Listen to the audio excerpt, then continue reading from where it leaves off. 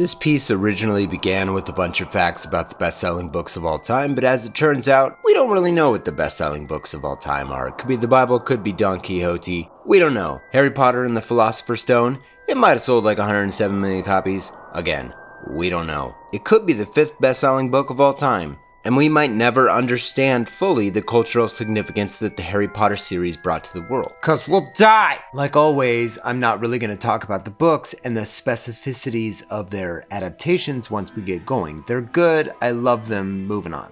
When I started reading about these films, hearing stories I hadn't even thought about since these films were gearing up to happen in the first place, now brilliantly contextualized in the ambers of time. I sat down and designed a 3-part documentary series telling the stories happening just off camera because, here's the thing, there are so many decision points where the entire franchise could have exploded into a fiery ball of donkey sauce, but somehow they made the right call every time. It got better and stronger as it moved forward because everyone stood on each other's shoulders to establish a new quality bar for fantasy. And I want to talk through those decisions, to appreciate them. I want to tell the story, a movie at a time. The story of Harry Potter. Part 1.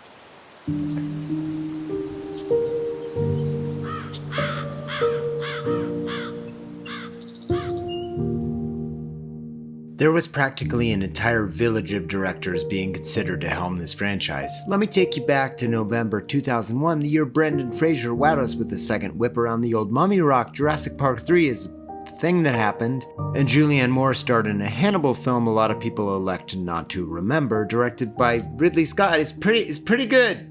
It's explosively weird. Over here is where our story begins. In 1997, producer David Heyman, notable for producing such films as Yes Man, I Am Legend, and Paddington, set out thinking about a children's book to adapt into a film, possibly a series. His staff at his production company, Heyday Films, told tale of a mythical Harry Potter book that was currently enchanting the children of the world.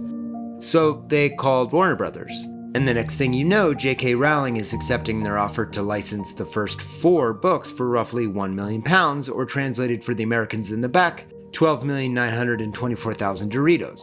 Though many directors were considered for the chair, it is important to remember that when this was happening, they were expecting a single director to handle all 7 films. I remember hearing a story when I was being interviewed for the directing job of the first Harry Potter film. People were talking about combining 2 of the books together, or 3 of the books, just to pick out, because it would be easy as a director, I have to admit. It was an entirely different world, and one where J.K. Rowling thought it ought not be someone safe, and so set her heart on Terry Gilliam. And can we all take a moment to imagine the far-flung reality where Terry Gilliam got to make 7 Harry Potter films?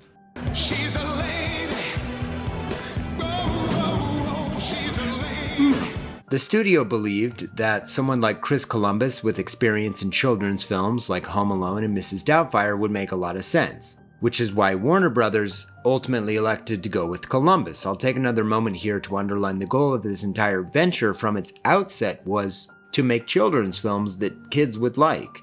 That may be a pipe dream, that may not be possible, but it would be, from a cinematic point of view, very exciting. You would actually see Harry Potter grow from an 11-year-old to a 17-year-old. And to underline it further, when the audience grows up with the kids, you can then start imagining movies that age with the audience and become more mature and more complex as they go. Something the books did equally beautifully, just in a different way.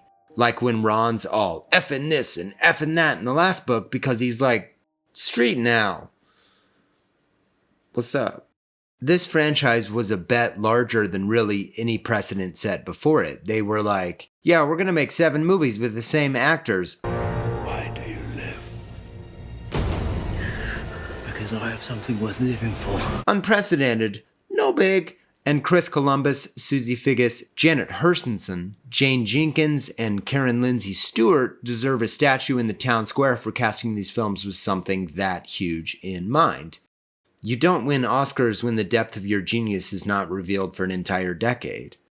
I guess, to illustrate that point bluntly, you hire Alan Rickman because on one hand, he's a kind, unbelievably talented soul who could play movie villains in a way that's proper to a kid's movie and then ultimately transform that same character into someone with complex morals, depth, nuance, and range.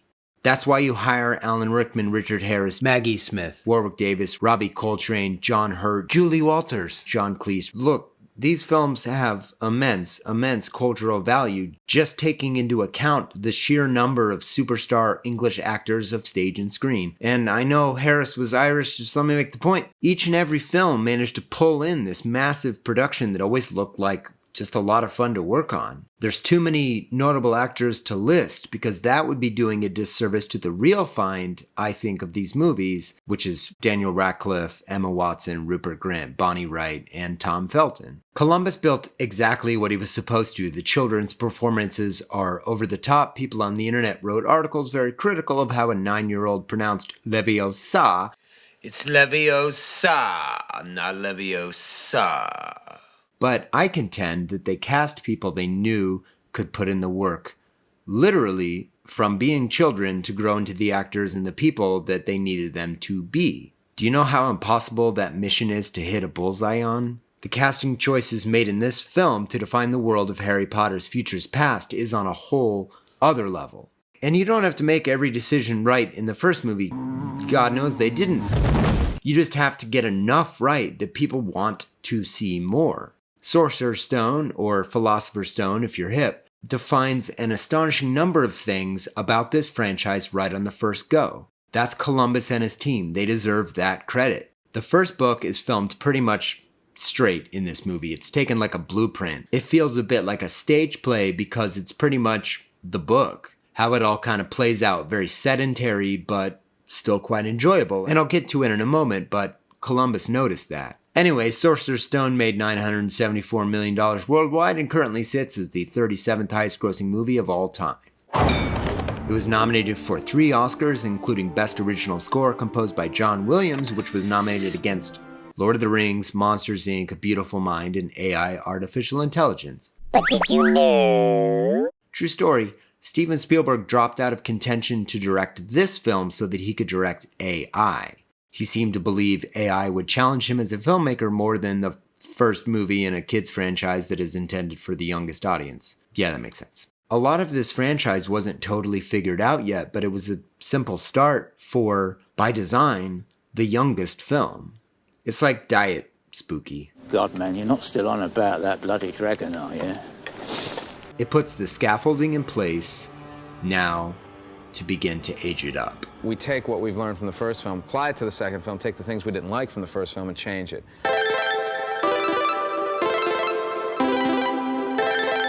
I mean, what do you do?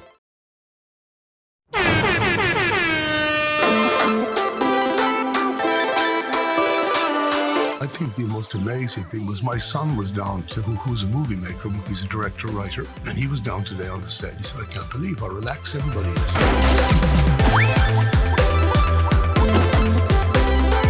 In a 2007 AV Club interview, Frank Oz casually dropped that WB asked him to direct the second Harry Potter film, and there's really not any context there. I mean, that's it right there. It's tough to tell when this conversation took place or really what it meant at all. After the success of the first film, I can't imagine WB was frothing at the mouth to replace their Columbus cash volcano. And while the first film was shooting, and even after, I bet a lot of feelers were put out for different things. The original plan was 7 years, 7 movies, which is why directors were coming in imagining how to shorten it. Which, given that only the first 4 books were out when the first movie came out, that schedule was reasonably going to slip a bit, as J.K. Rowling had to write 3 additional books in that time frame. But the books finished publishing and they released not 7 but 8 films in less than 10 years.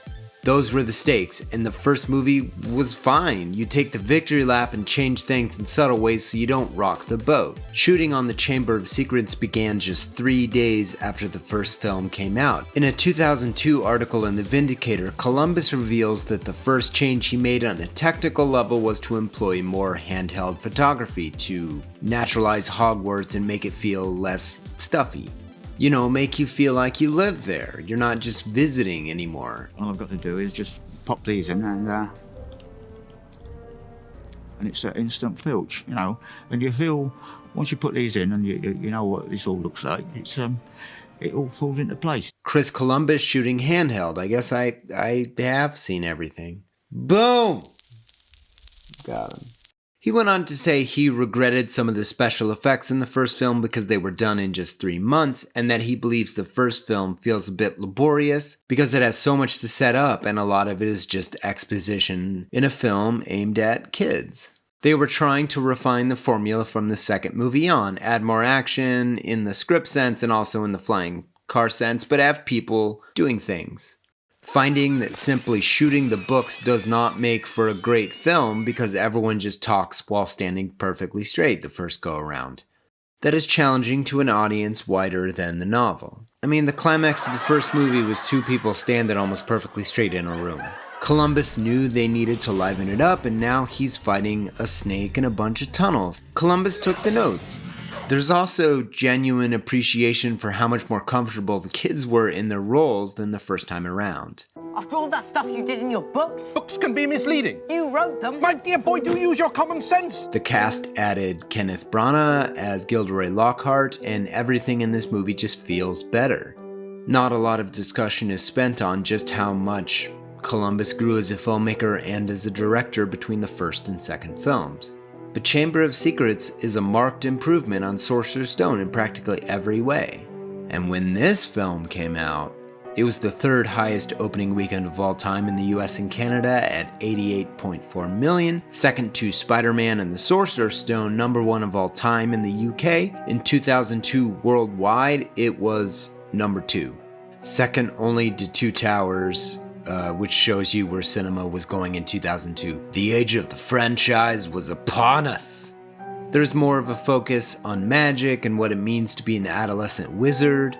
Book elements don't often or always serve a movie plot, the same way that they serve a book plot. And they confront this issue pretty head-on in the next movie, but for now, we'll stay in the rainy day blanket comfort zone of Chamber of Secrets. I watch Chamber when I'm sad and it's rainy outside. It makes me feel good because it charmingly does not want anything more than to make you smile.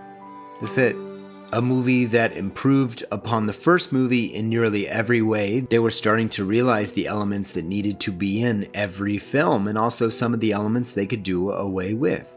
Columbus was the first filmmaker to start refining the formula, and he's the one that came up with it. So credit where due, because we're about to suck your soul out through your pores and nostrils, but they took the victory lap. They had fun this time. So now it's time to get real with it.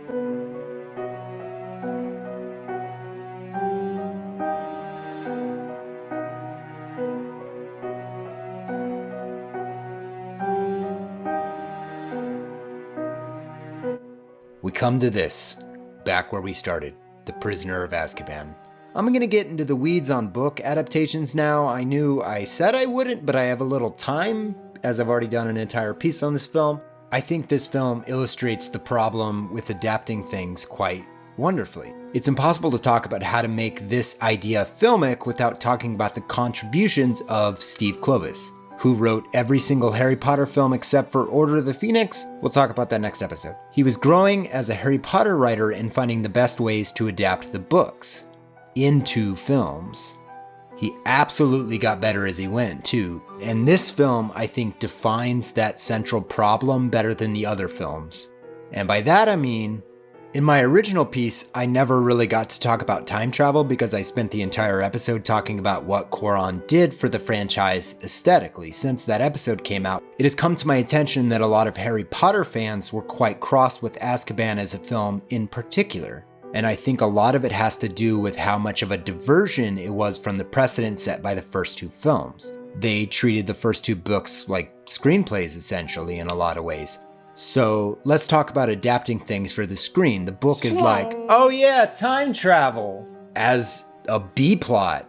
And in film, I don't really think time travel can be a B-plot, so the entire film is structured around that third act time travel reveal. I fully understand the criticisms, and frankly, why don't they just use the time turner is something that both the books and the films had to deal with for literally the rest of their lives. But the film is structured in such a way that you at least understand how Dumbledore gave kids access to universe-destroying powers to save a hippogriff. Like the time traveling is such an abstract thing, and actually it's so difficult that I even trying to explain it right now. Yeah, it's hard. It's hard. It is hard because you just go in circles. This film focuses on the big three. There is infinitely more character development in the books, especially considering the number of characters they can focus on. The movie focuses on Harry and his inner circle and is a better film for it. The films got better at hinting at these storylines in the next film, but in Azkaban it's really all about Harry, Hermione, and Ron. And I cannot say enough nice things about what Quaron brought to the proceedings. It's darker without losing the fun and the wonder of magic. The characters are starting to come to terms with the weight of, oh hey, this kid is fated to save the world, let's lie to and coddle him. Okay, big statement time. Harry Potter, as a franchise, books and film, can be viewed through the lens where adults consistently lie and manipulate children. How's that for a Harry Potter take? Putting them into far greater danger than they would if they were just honest with them in the first place. Like, Dumbledore plays it so close to the vest that he gives kids access to time travel, but never tells them fully what to use it for. He's consistently mysterious, leaving the kids to puzzle together to figure out what his intent was. And this is the film that Michael Gambon took over for Richard Harris after his unfortunate passing. Out the gate, Gambon plays with the dark side of the character, and I applaud him for it. For the first time, we get the feeling that, like, whose side are you on, dude? Harry has to deal with the Dursleys in the film, but for once, he has the upper hand. And he snaps to start this movie and greatly endangers his horrible aunt by turning her into a balloon person and letting her float away. And she says this about his deceased mother, who was murdered saving him. It's always to do with the mother. You see it all the time with dogs. If there's something wrong with the bitch, then there's something wrong with the pup. I'd have bike pumped her too. This is the first film where it wasn't all neat and tidy, while also being a perfectly realized film that stands on its own apart from the series. Azkaban is where I fell in love with the films apart from the books, because it was about trying to find its own voice. I understand a lot of book fans felt betrayed by that, and I'm sympathetic to that emotion, but I think Azkaban is the film that started preaching to people that weren't fans of the books and say, there's something pretty special going on over here, and I think you should come look at it. A bet that wasn't paid off immediately. The lowest grossing Harry Potter film domestically and worldwide was Prisoner of Azkaban. But before you say, see, I told you, the second lowest grossing film domestically and worldwide was Chamber of Secrets, because they hadn't found their audience yet. Also, they both made like $800 million, which is, I buried the lead. And it isn't that much of a difference, $100 million or so between like 6 movies, excluding number 1, which is Deathly Hallows Part 2, and it's number 1 by almost $400 million. But more on that in Part 3. But did you know? It is heavily implied in some of the making of materials that the... And I remember Tom telling him, "Oh, if you want, just hit me, just hit me." What a hero. God, I hope she hit him for real. That felt good. This was also the last Harry Potter film that John Williams did the music for, and he went hard in the paint on this one. The score goes so many unexpected places, but I can still listen to this score when I write, all the time. I'm literally listening to it right now as I write this sentence. Also, Azkaban built real sets and real-world locations in Scotland extensively instead of building sets in a studio. Everything feels way more lived in and real, which was something that Columbus was starting to explore in Chamber, but Quaron brings it to a whole other level in this movie, standing on each other's shoulders. which is how I want to look to the future. It's not about how any one filmmaker did their own thing, because that's not what Harry Potter was. Here's something you probably didn't know. Chris Columbus, for the first and last time, was a producer on this film. On the first two, he was executive producing and directing. There's this beautiful symphony you can feel them trying to create, and Columbus is there, Rowling is there. It's how they all looked at what came before them and found new ways to expand upon the film franchise and stand on each other's shoulders while collaborating on a massive, massive scale.